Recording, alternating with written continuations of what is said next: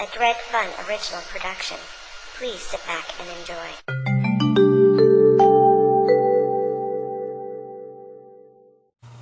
Hi guys, Dredfunn here again with another one of these in-time drawings. I'm not going to be speeding this up at all, it's just a quick little sketch. This time, I'm going to be using my mechanical lead with my mechanical pencil. Cheap stuff you can get at dollar stores, and I'm also going to use a Sharpie. And our subject today is going to be just, the upper body of Spider-Man. So, again, with this one, it's going to be a little different. I'm going to do everything very, very, very, very light, and then see how well I can do it later with the just the Sharpie there. So first off, you wanna do Spider-Man's head. Usually, it shows up as an oval.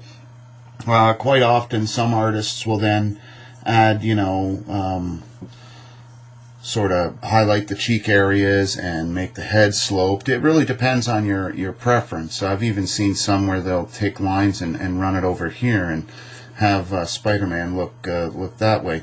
Me personally, I like starting with an oval like you just seen, and then I sort of just hash out the cheek, hash out the jaw, everything kind of soft. And then with Spider-Man, I'm gonna, again, he's got a very athletic build, but he's not Superman-ish. Doesn't have a very big musculature, more of an athlete. Again, anatomy is good, especially with something as simple as this, the upper head of Spider-Man.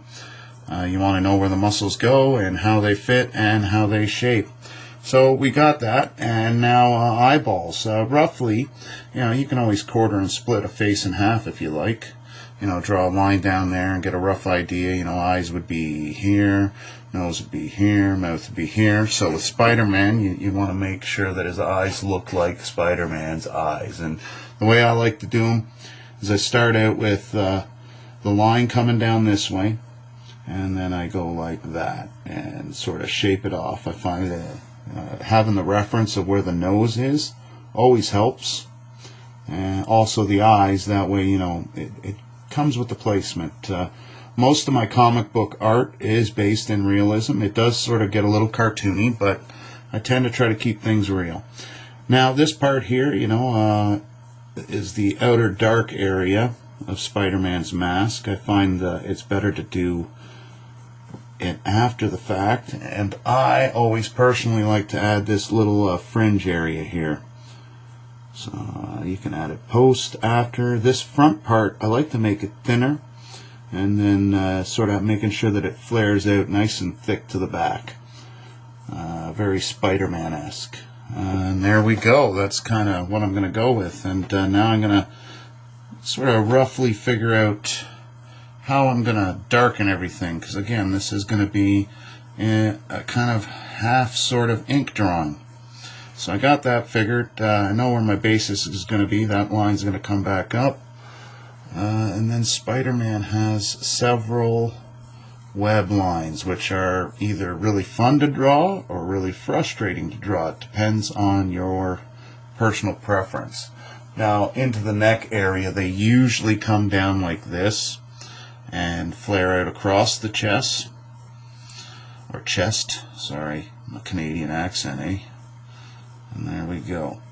So I'm getting myself a rough reference.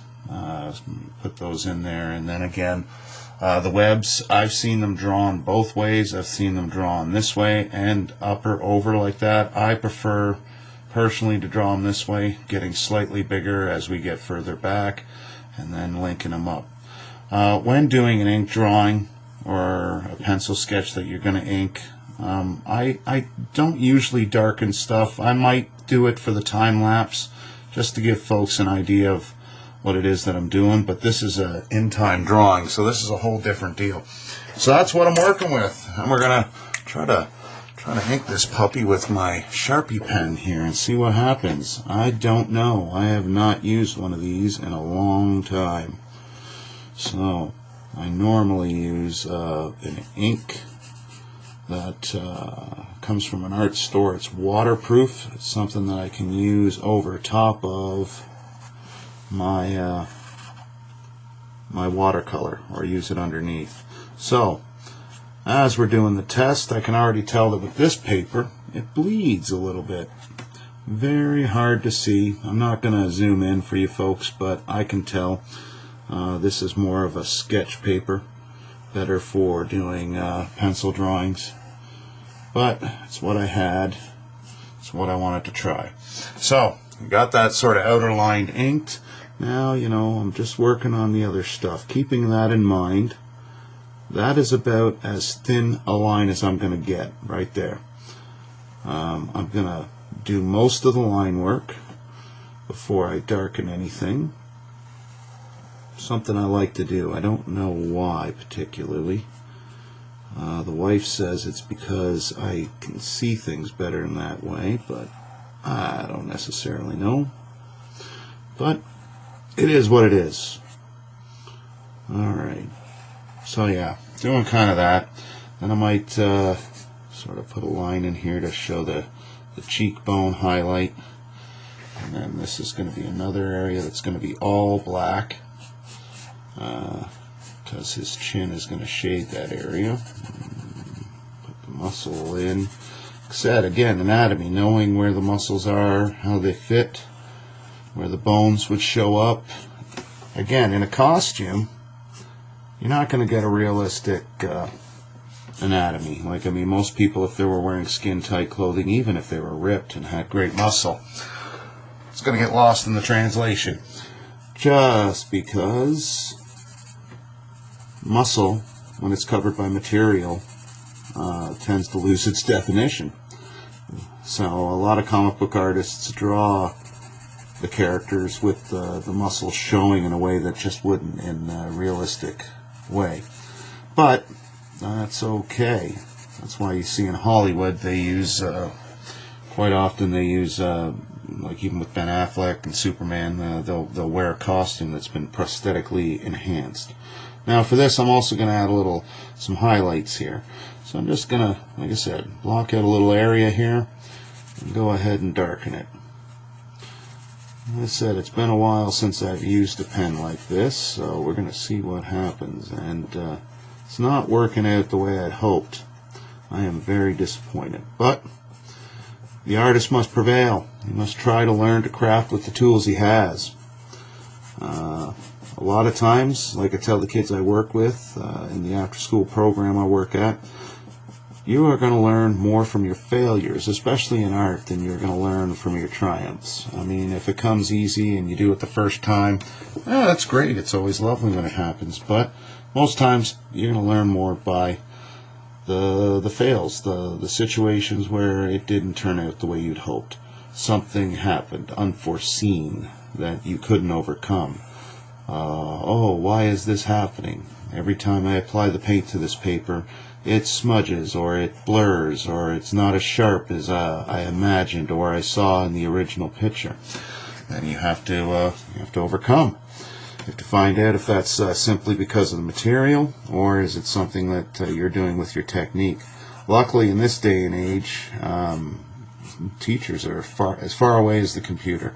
Get yourself on YouTube, you can pretty much find just about anything. That's why I'm kind of doing these videos, maybe putting them out there and showing that there's a lot more that goes into art than just making it look great. This is just me messing around. This is kind of like the same approach I would take to a sketch that I would have off to the side. Also showing you guys step by step. Again, even though you might have a knowledge of anatomy, you also, if you're doing comic books, you want to study those guys. So comic book art and how the artists draw and how they manipulate natural anatomy. Like I said, this part's a pain in the butt doing all these little lines, but it is fun. For some people, funner than others. So, yeah, I'm going to just connect these. Sometimes, you can focus on where they bend. If that's the one good thing about the fact that these materials are more like lycra, stretchy, spandex. Not as many folds, or at least natural folds. So really, if you've got a good understanding of anatomy and comic book art, you can pull it off. But again, drawing upon real world always helps. looking at unusual sources always helps. So anyways, that's kind of, that's it. So I'm going to sign it, and then I'm going to erase the lines and just show you guys what you can do in a few minutes. We'll see what time is on this puppy. Ba-da-da-da-da. Put my handle in there, my nom de plume. I don't know what the heck that means. 2015. Boom, boom, boom, boom. Looks like 2016. You can see that it's bleeding in. Oh, well. So, yeah, another quick 10-minute deal. I'm going to grab my eraser. Bah. Give it a little blow. And then take out some of these harder pencil lines, just so you're left with a cleaner look. Again, not happy with the fact that these Sharpies bleed into the paper, but I should have known that it would happen. That's why I don't use this particular kind of paper. I use a watercolor paper.